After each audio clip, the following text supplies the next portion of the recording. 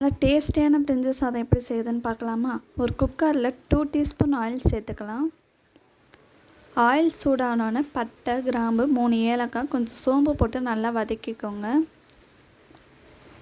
நல்லா வதங்கின பிறகு இப்போ வெங்காயம் போட்டு நல்லா லைட்டாக கலர் சேஞ்ச் ஆகிற வரைக்கும் வதக்கிக்கோங்க.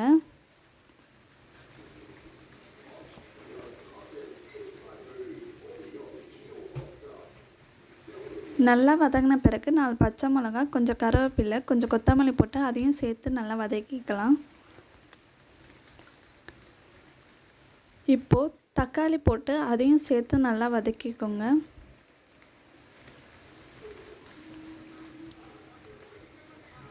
இப்போது 1 டீஸ்பூன் இஞ்சி பூண்டு பேஸ்ட்டு போட்டு நல்லா பச்சை வாசனை போகிற வரைக்கும் நல்லா வதக்கிக்கோங்க.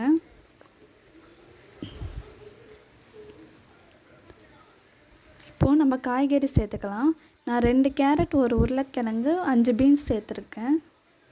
இதையும் நல்லா போட்டு வதக்கிக்கோங்க.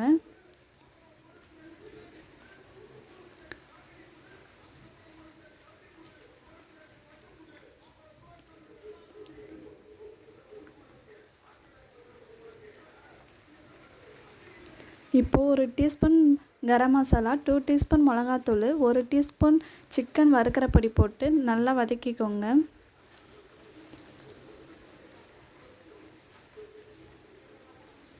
இப்போ நம்ம அரிசி போட்டு அதையும் கலந்துக்கலாம். நான் 3 டம்ளர் அரிசி எடுத்திருக்கேன்.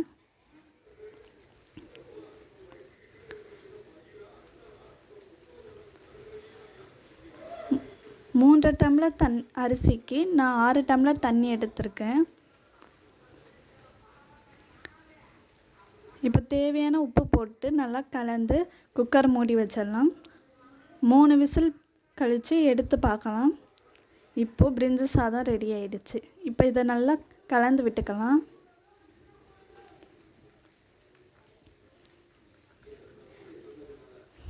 இப்போ பார்த்திங்களா நல்லா வெந்துருச்சு. இப்போ நீங்கள் பிளேட்டில் சர்வ் பண்ணி இப்போ பார்க்கலாம்.